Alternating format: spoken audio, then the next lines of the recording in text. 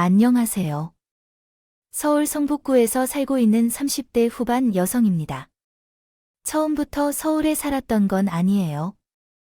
저는 본가가 주거든요. 저는 남들과 다른 부분이 하나 있었습니다. 바로 저를 키워주신 부모님이 저의 낳아준 부모님이 아니거든요. 그래서 사실 본가라고 하기에 애한 부분도 있어요. 저희 친정 부모님께서 일찍 돌아가셔서 저희 큰아버지, 큰어머니가 저를 키워주셨거든요. 제가 초등학생일 때는 친정엄마가 암으로 돌아가셨고, 친정아버지는 제가 중학교 때 갑작스럽게 뺑소니 사고를 당하시는 바람에 제 곁을 떠나셨어요. 그러다 보니 저는 중학교 때부터 큰아버지 집에서 생활했습니다. 저희 큰아버지와 어머니는 제가 귀찮을 법도 한데 그런 티 하나 내지 않으시고 저를 잘 챙겨주셨죠. 그래서 남편과 결혼 이야기가 나올 때도 당연히 주석에는 큰아버지, 큰어머니 가는 것이 당연하다 생각했어요. 그리고 이 사실에 대해서요. 남편에게도 털어놨죠.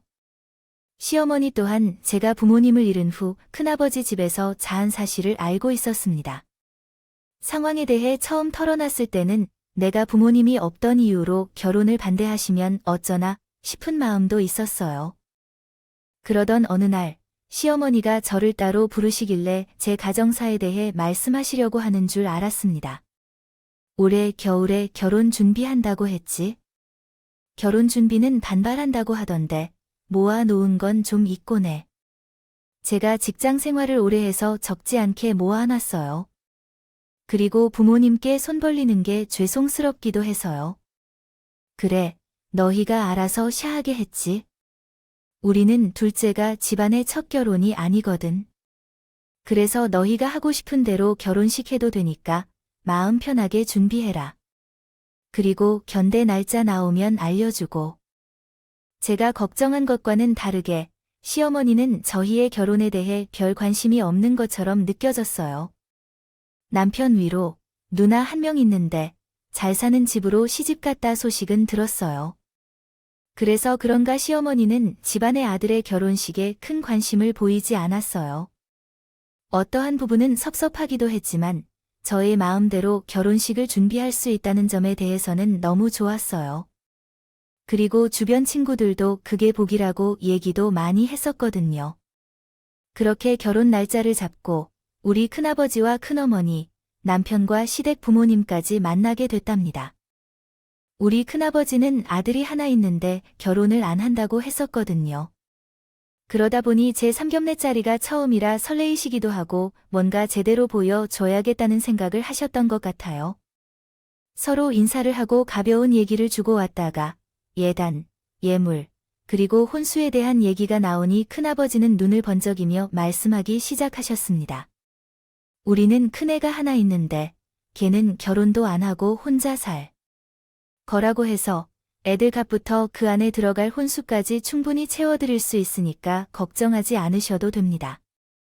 어머니는 큰아버지 말에 고개를 끄덕이며 저를 쳐다보셨다. 터라, 큰아버지의 말씀이 너무 부담스러. 저희 반방 결혼할 거라 그렇게까지 안 해주셔도 돼요. 그리고 저희 모은 돈도 적지 않으니 걱정 안 하셔도 되고요.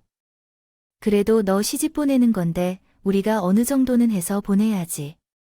요즘에는 각자 모은 돈으로 결혼하기도 하니까 그런 걱정 안 하셔도 돼요.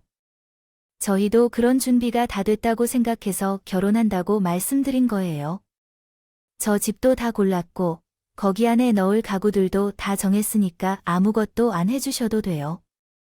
남편도 옆에서 제 말이 맞다고 하며 그냥 마음만 감사히 받겠다고 얘기했습니다. 그러니 큰아버지도 알겠다고 하셨죠? 근데 저도 모르게 큰아버지, 큰어머니라는 말을 자주 했었나요? 봐요. 시어머니가 저한테 한마디 하시더라고요. 중학교 때부터 같이 살면 이제 그냥 친정 부모님인 거지. 그냥 편하게 엄마, 아빠라고 불러. 나중에 너 결혼식 때도 큰아버지, 어머니라고 하겠다. 시어머니의 말이 들려서 저는 조금 당황스러웠어요. 저는 그렇게 하고 싶어도 큰아버지, 어머니는 부담스러우실 수 있으니까요. 근데 두 분 다 그렇게 불러주는 게 좋겠다고 말씀하셨어요. 그래, 우리가 정인데 편하게 엄마, 아빠라고 불러 상근의 자리의 계기로 큰아버지와 큰어머니가 엄마, 아빠라고 부르기 시작했습니다. 그렇게 좋은 분위기 속에서 상관들을 마무리한 다음 날, 시어머니가 저를 부르셨습니다. 어제 보니까 너 친정에서 뭐 집도 해주고 안에 있는 혼수도 해준다고 하던데. 너희 친정이 좀 잘 살아 뭐 하시는데? 아, 사업하시는 거래요. 그래서 경제적으로 여유가 있으신 편이에요. 그리고 제 위로 오빠가 하나 있는데 공부하는 것 때문에 외국에 있기도 하고 결혼 안 한다고 선포해 버렸거든요. 그래서 제가 결혼한다는 소식에 더 들떠서 해주려고 하셨던 것 같아요. 우리 집안에 복이 있나 봐. 우리 큰애 위에도 좀 살거든. 사위는 대기업단에 돈을 많이 벌기도 하는데 집안이 워낙 여유가 있어서 우리 딸은 시집 가서도 돈 걱정은 안 하고 살잖아. 근데 거기 시댁은 구두쇠처럼 어두세요. 잘 사는 집이라고 하셨잖아요. 근데 돈 쓰는 걸 너무 싫어하는 건지 뭔지 저번에 우리 딸이 나 생각해서 이것저것 좀 사줬거든.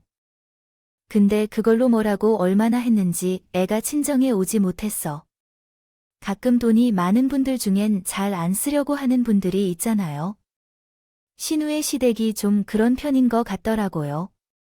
근데 다른 것도 아니고 친정에 돈을 많이 쓴다고 생각했는지 친정에 돈 쓰는 걸 들키면 친정에 안 보내는 것처럼 보였어요. 제가 결혼하고 반년 정도 지났나 한동안 신우가 시댁에 오질 않길래 왜 그런가 싶었는데 알고 보니 신우의 남편 몰래 시어머니한테 마의자 살 들켜버렸더니 시어머니는 신인의 시댁에 대한 욕을 많이 했었어요.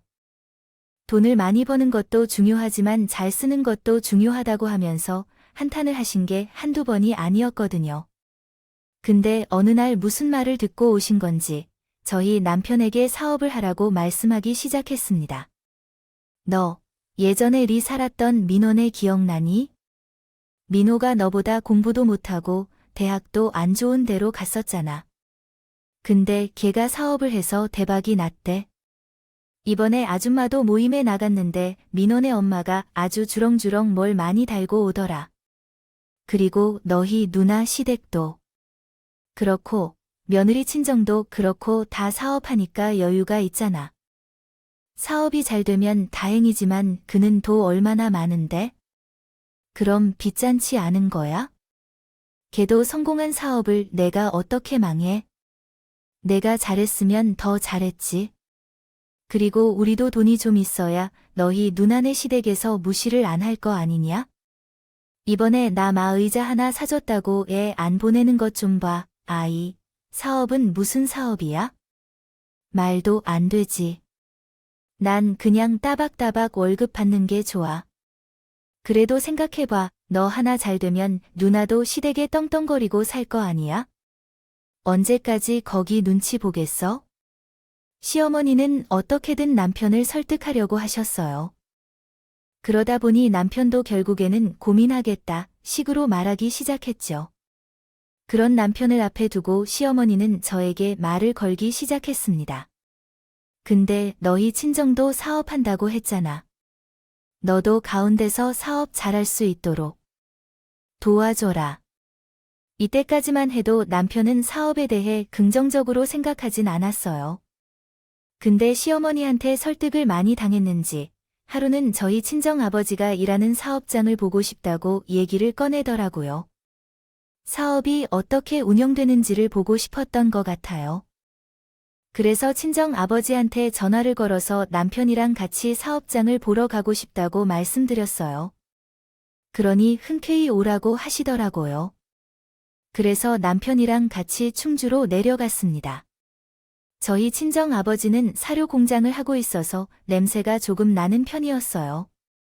근데 그 주변에 있는 사료 공장이라고 저희 친정아버지 공장 하나라서 그 동네의 사료는 다 저희 친정아버지 공장에서 나오는 것이었죠. 그러다 보니 돈을 많이 버는 편이셨어요. 근데 남편은 그 안에 들어가기도 전에 코를 잡고 인상을 찌푸렸어요. 저 같은 경우는 어렸을 때부터 자주 맡던 냄새 기호증이 자기는 이런 사업 안 맞는다는 식으로 말하기 시작했어요. 아, 나랑 이 사업은 잘 안 맞는 것 같아.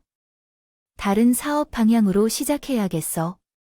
다른 걸 한다고 하더라도 사업이 전체적으로 어떻게 흘러가는지 확인하는 게 좋지 않겠어.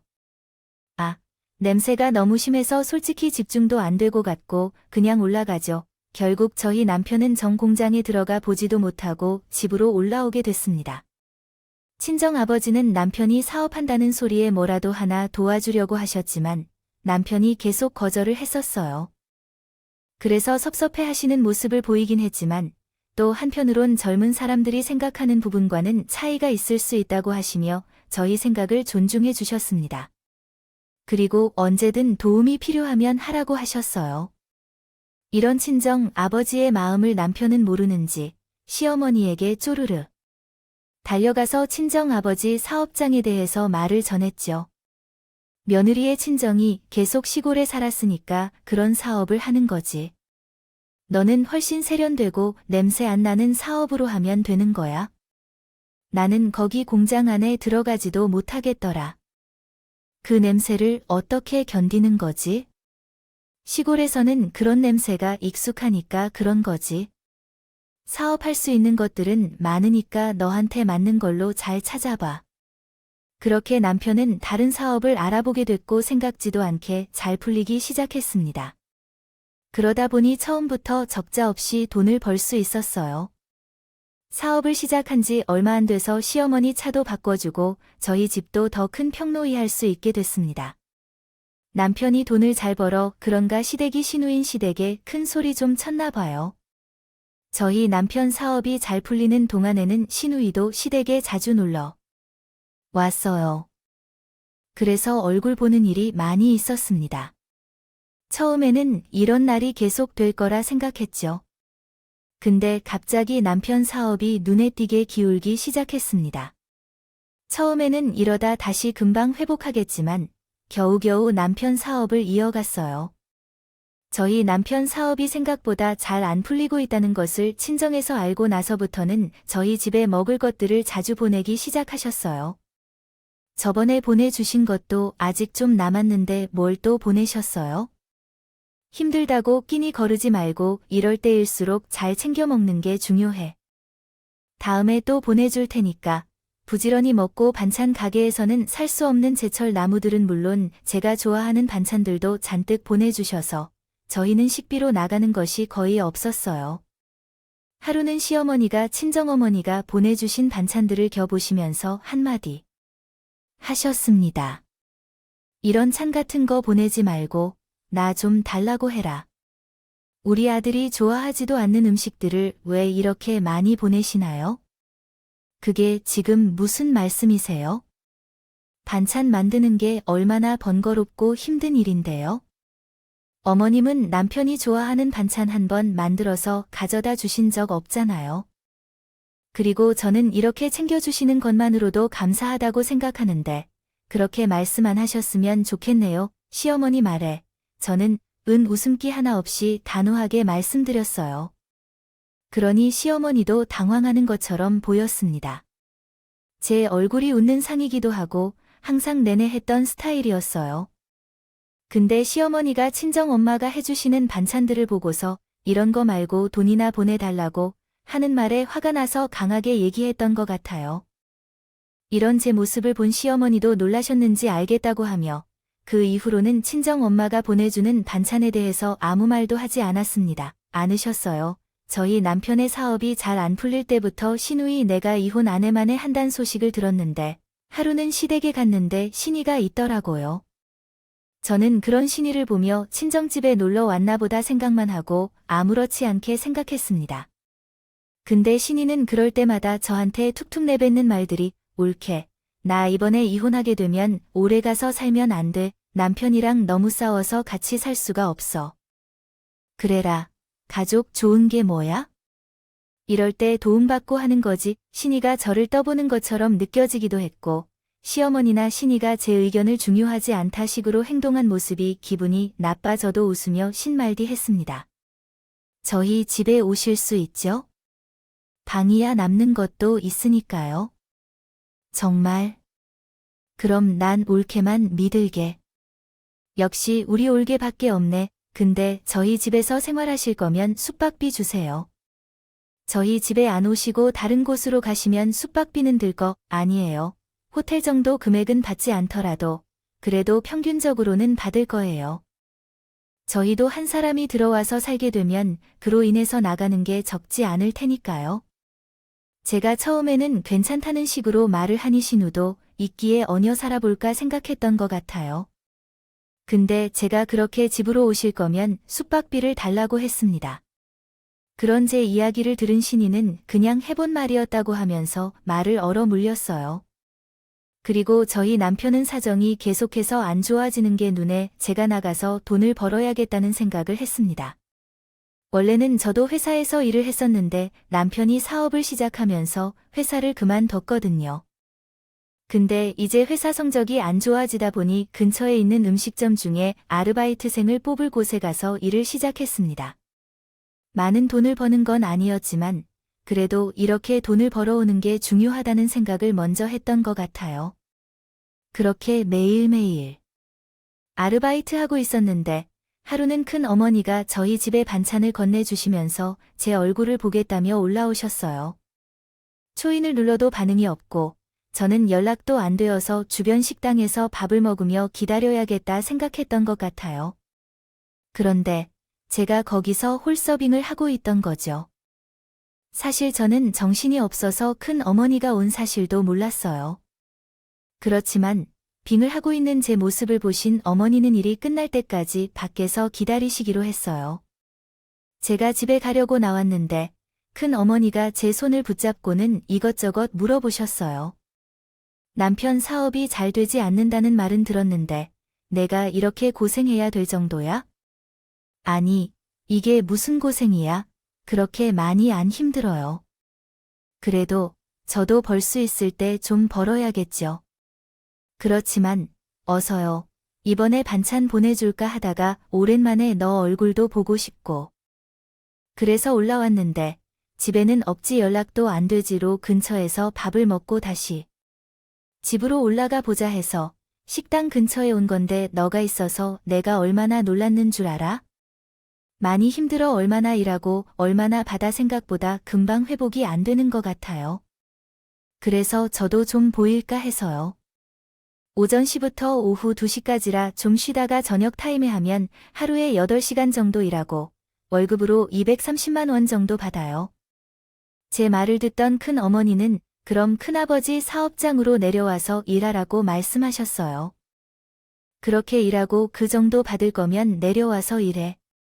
그 고생을 하고 300만 원도 못 받는 거잖아. 그리고 내가 월급 먼저 보내줄 테니까 여기 그만둔다고 하고 내려와.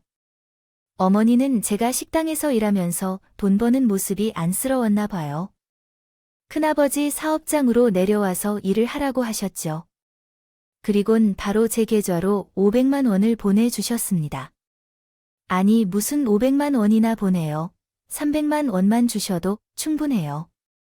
어차피 우리도 시키면 그 사람한테 돈 줘야 되는데 차라리 내가 와서 도와주면 우리도 좋지. 내가 너희 아빠한테 말해 놓을 테니까 정리하는 대로 내려와라. 난 차 시간이 다은 먼저 가볼 테니까 이 반찬들은 집에 가면 바로 냉장고에 넣어놓고 남편이 퇴근하고 왔길래 저에게 있었던 일을 얘기했습니다. 아무래도 한번 친정으로 내려가게 되면 일주일은 일을 해야 될 것 같은데 500만 원이나 되는 돈이 보니 한 달 정도 자리를 비워야 될 수 있겠다 생각했거든요. 아까 엄마가 반찬 주시려고 올라오시다가 나 일하는 모습 보셨거든요. 봐, 나한테 돈 500만 원 보내주시면서 친정 사업장에서 일하라고 하셨어. 근데 돈을 벌써 보내주셔서 내가 내려가야 될 것 같은데. 뭐, 500만 원이나 주셨다고? 아, 그럼 얼른 내려가야지. 당장 내일 내려가야 되는 거 아니야? 내려가야 되는 거야? 내려가는 건데. 가면 보름은 기분이고 거의 한 달 정도 못 올라올 수 있어 괜찮아. 아이, 그게 뭐가 걱정이야?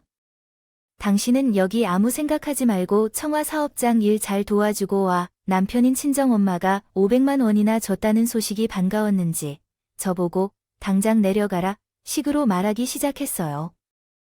한 달이나 자리를 비워야 될 수익 그 부분에 대해서도 걱정하지 말라는 식으로 말하길래 괜한 걱정을 했구나 싶었죠. 그래서 남편에게도 알겠다고 했지만 남편의 바람대로 당장 내려갈 수는 없었어요. 어쨌든 저도 일하는 중이다 보니 미리 얘기도 해야 되고 조금 오래 있다 올라오게 되니 준비해야 되는 것도 있었거든요. 한 일주일 정리를 하고 내려가면 되겠다 생각해 이 상황을 알게 되셨는지 저희 집에 찾아오셨고 언제 친정에 내려간다고 가면 오래 있다 온다며 저 이번 주 토요일에 내려갔다가 오려고요.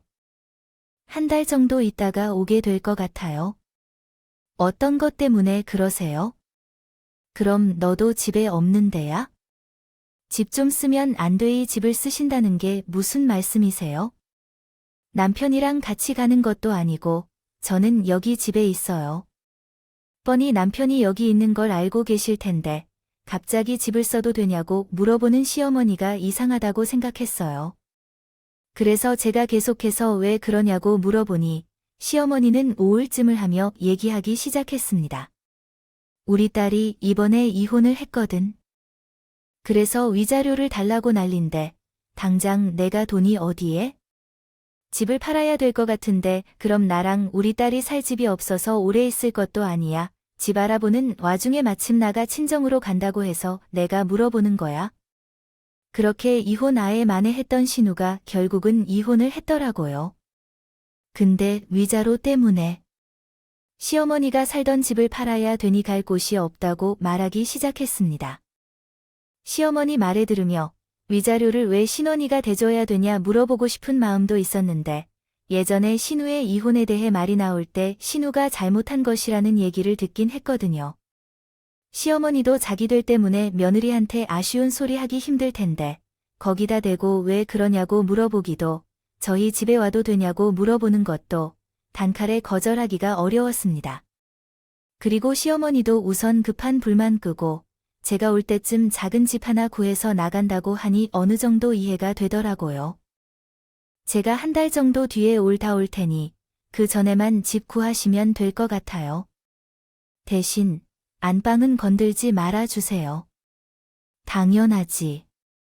내가 안방 쓰라고 해도 안 쓸 테니까 걱정하지 마라. 우리는 있는 듯 없는 듯 살다 갈 거니까 신경 쓸 거 하나 없어 고맙다. 제가 안 돌아올 사람도 아니고 다른 사람 공간을 같이 쓰는 기분에 들면 싫을 거라는 생각이 들었거든요. 시어머니도 제 말이 듣더니 당연한 거라고 하시면서 저희 안방에는 들어가지 않을 것이라고 말씀하셨어요. 그리고 있는 듯 없는 듯 계신다고 하니 저도 안심하고 친정으로 내려갔습니다. 그렇게 한 달 정도 일을 하고 나니 큰아버지도 슬슬 저보고 집에 가서 쉬라고 말씀하셨어요. 저는 한정리 슬슬 올라갈 채비를 했죠. 그렇게 올라가려고 한 당일에 큰아버지 공장에 일이 생겨 의도치 않게 일주일을 더 있다 올라가게 됐어요. 그 전에 올라가겠다고 먼저 연락을 했는데도 불구하고 올라가지 못한 상황이 생겨서 이번에는 그렇게 될 수 있으니 남편에게 먼저 연락하지 않았습니다. 그리고 저도 놀래켜주고 싶은 생각이 들었기에 얼른 집으로 향했습니다. 집에 들어가는데 신발장 앞은 여자 신발로 엉망이 되어 있었고 집 앞에는 택배가 뭐가 그렇게 많은지 가득 쌓여 있어 현관문도 제대로 안 닫히고 제대로 열리지도 않았어요. 그렇게 집에 들어갔는데 안방에서 여자 소리가 들리기 시작했습니다. 저번 주에 남편한테 올라간다고 했다는 말은 못 들었나 싶어 말하려고 가까이 가는데 시어머니와 시누이 둘이서 제 얘기를 하기 시작했어요. 너무 편하다. 근데 올게 와서 당장 짐 빼라고 하면 어떡하려고? 벌써 우리 짐 다 들여놨는데 빼긴 뭘 빼? 안방에 우리가 짐을 이렇게 다 넣어놨는데 지가 어쩔 거야? 울며 겨져 먹기로 살아야지. 그리고 정 살기 싫다 하면 너네 친정이나 가서 돈이라 오라고 하지. 뭐, 엄마 진짜 똑똑하다. 올케가 친정으로 오면 오히려 더 좋잖아. 그렇게 둘이서 제 얘기를 하며 낄낄대는 소리를 듣고 난 후 안방 문을 벌컥 열었습니다. 안방은 그렇게 들어가지요. 말라고 했었는데 안 들어간 정도가 아니라 구조 자체도 싹 다 바꿔놨더라고요. 그걸 보면 시어머니한테 이게 뭐냐고 소리쳤습니다. 지금 안방에서 뭐 하시는 거예요? 제가 안방은 들어가지 말라고 말씀드렸잖아요. 근데 이 가구들은 다 뭐예요? 처음에는 나도 잠깐 있으려고 건너방에 침대 하나 놓고 살았는데 현관 쪽이라 그런가 우풍도 새고 그래서 방을 바꿨어. 그럼 제가 오기 전에 다시 원상 복구 해놓으셔야 하지 않나요? 저 친정에서 돌아올 때쯤 나가신다고 하셨잖아요. 그러려고 했는데 생가 너희 집도 있고. 근데 굳이 우리가 돈 써가면 따로 살 필요가 있나 싶더라고. 내가 불편하면 친정집에 내려가 사는 것도 괜찮고 거기에 월급 많이 준다며 시어머니의 뻔뻔한 태도에 어이가 없어 쳐다보고 있는데 그 옆에서 신이도 한마디 들었다더군요. 아니, 솔직히 옳게도 편하게 있으려고 친정 간 거 아니야. 돈 벌러 간 건 아니잖아. 그리고 옮기기 싫었으면 집을 비우지 말았어야지. 누가 봐도 잘못된 상황이었음에도 불구하고 저한테 사고하는 사람 하나 없이 비아냥거리기만 했습니다. 그걸 보니 제가 이 집안이랑 그 더 이상 말을 섞고 싶지 않단 생각이 들었어요. 그 자리에서 저는 조용히 제 짐을 챙겼습니다. 그럼 제가 나가 드릴게요. 편하게 계세요. 시어머니는 그런 제 뒤통수에 대고 한마디 하셨습니다. 그래, 잘 생각했어. 시골이나 내려가서 열심히 일해서 돈이라 많이 붙여라. 우리 아들 혼자 버는 게 얼마나 힘들겠어. 그렇게 안방에서 나가려는 순간 큰엄마가 거실에서 계셨습니다. 이야기를 다 들으셨는지 지금에게 무슨 상황이냐고 물어보셨죠. 이게 지금 무슨 상황이야? 내가 이 집에서 왜 나가? 그리고 사돈은 왜 저기에 있고 그런 말은 제가 급하게 올라가느라 반찬이나 과일들을 못 챙겨준 게 마음에 걸리셨는지. 제가 떠나고 얼마 안 지나서 저를 따라오신 것 같았어요. 저한테 출발한다 말씀도 안 하셨기에 저는 이 사실은 몰랐죠. 그렇게 저희 집으로 오셨는데 제가 택배 때문에 문을 열어둔 틈으로 저희 집까지 들어오신 것이었어요. 그럼 머리의 소리를 들은 시어머니나 시누이는 안방에서 빼꼼 얼굴만 내밀고는 얼른 저를 데려가려고 하셨어요. 사돈 오랜만이에요. 지금 저희가 아들네 들어와서 사는 바람에 공간이 없어서요. 그 소리를 들은 큰어머니 이런 곳에 뭐 하러 있냐고 하며 저를 끌고 나오셨습니다. 저 혼자 있었다면 이런 창피한 기분에 들지는 않았겠지만 뭔가 제가 시댁에서 대를 못 받는다는 모습을 보여드린 것 같아 마음이 안 좋았어요. 어머니는 저보다 더 속상하지. 버스를 타고 가는 내내 옆에서 눈물을 흘리셨습니다. 그렇게 큰아버지 집에 도착했어요. 큰아버지는 저와 눈에 퉁퉁 부은 큰 마을 보시고는 깜짝 놀랐습니다. 아니, 올라간 너를 왜 다시 내려왔고 당신 얼굴은 왜 그래? 가는 동안에 있더라니까 가자마자 먹을 것도 없을 것 같아서 그거 주려고 내가 따라 올라갔었죠. 현관 문이 열어져 있길래 들어갔는데 안방에 사돈이 사돈 처녀가 있고 얘를 내줬는데 어머니에게 어떻게 된 상황인지 말해 듣던 큰아버지 또한 얼굴이 붉게 변했습니다. 그리고 말없이 방으로 들어가셨어요. 그리고 오셔서는 저에게 통장 하나를 주십니다. 이거 너희 부모님이 남겨주신 재산이야. 너 결혼할 때 주려고 했는데 주변 사람들이 그러면 사위가 홀랑 해먹을 수 있다고 해서 언제 줘야? 보다시피 글의 끝에 마침표나 물음표, 그리고 띄어쓰기 수정이 필요할 것 같아요. 문장의 논리를 확실하게 전달하기 위해 구두점을 추가해 주세요. 또한 번역 결과를 한글로 제공해 주셔서 감사합니다. 말했잖아. 그리고 돈은 무슨 돈? 당신 거기 돈 벌러 간 거잖아. 뭐야, 돈 받은 거 없어? 저번에 나한테 돈 미리 주셔서 내가 그것 때문에 내려와서 일 도와 드린 거잖아. 뭐야? 그럼 이번엔 받은 돈이 없다 이거야? 원 오지 말고 그냥 거기 있어. 당신도 아까 봐서 알겠지만 누나랑 엄마 들어와서 살고 계셔. 당신 있을 것도 없어. 나중에 돈 받으면 돈이나 붙여. 요즘 가게 사정도 안 좋으니까. 남편의 말에 들은 저는 이혼을 결심했고 그 자리에서 이혼을 통보해 버렸습니다.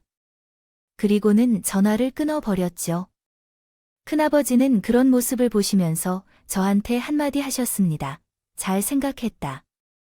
그런 놈이랑 같이 살 필요가 없어. 이혼하고 이 돈으로 작은 집이랑 카페 하나 차려.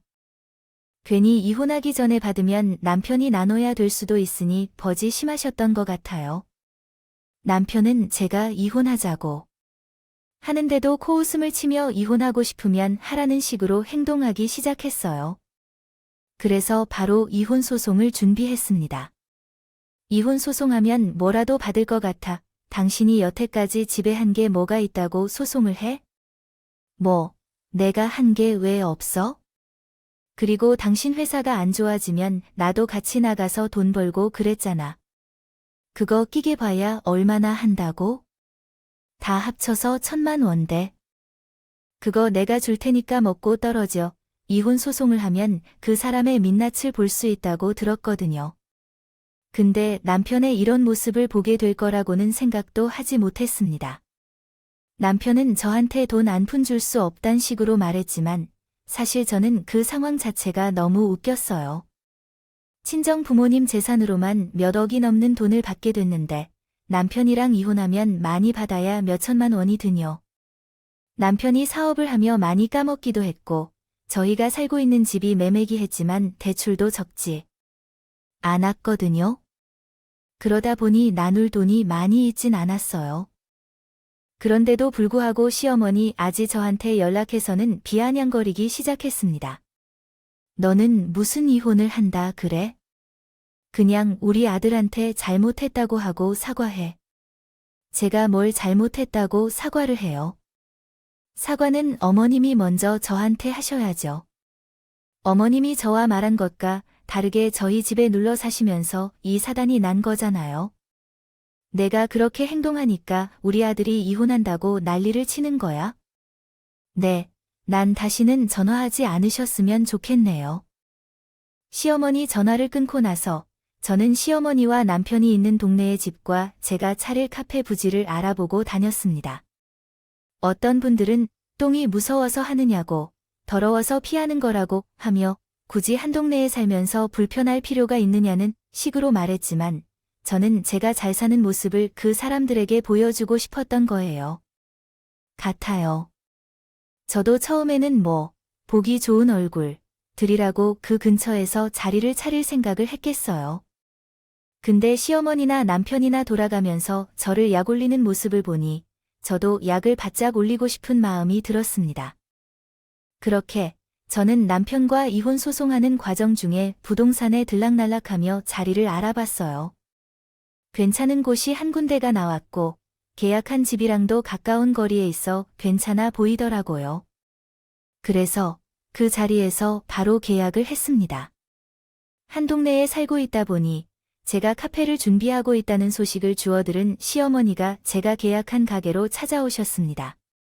마침 그날 인테리어 사장님이 작업을 해주고 계셨을 터라 저도 가게에 있었거든요. 시어머니가 갑자기 들어오셔서는 대질하기 시작했습니다. 내가 딴 주말이 찬 게 아니면서 야, 어떻게 이런 카페를 차려? 너 우리 아들이랑 이혼 소송하고 있다며? 그럼 이거 다 걸려. 이건 저희 부모님이 돌아가시면서 남겨주신 재산으로 차리는 카페예요. 저희 부모님이 5억 정도 남겨주셨거든요. 5억. 넌 그 사실을 알면서 감쪽같이 속인 거야? 저도 안 지 얼마 안 됐어요. 솔직히 남편에서 보태려고 했는데 굳이 그럴 필요 있어요? 혜연은 마당에 시어머니 뒤로 들어오던 남편이 제 말을 듣고는 휘둥그레 얼굴로 저에 쳐다보기 시작했습니다. 아, 그게 무슨 말이야? 당신한테 5억이 있다고? 그거로 지금 카페 차린다는 거야? 못 들었어. 그렇다니까. 그래서 당신이랑 이혼 소송하면 한 푼도 안 받아도 돼. 원래였으면 당신 할 수 있는 돈이겠지? 그때 시어머니랑 신이가 안방에 있는 걸 봤기에 망정이지. 안 그랬으면 5억을 통으로 빼길 뻔했잖아. 남편은 그 자리에서 저한테 잘못했다고 빌기 시작했어요. 아니, 그때 엄마랑 누나랑 계속 갈 곳이 없다고 해서 그런 거야. 그리고 엄마가 그렇게 강하게 나가야지만 당신의 찍소리 못할 거라고 해서 그래. 그럼 나는 어머니한테 감사하다고 해야겠네. 덕분에 우리 친정 부모님이 남겨주신 돈도 지킬 수 있었으니까.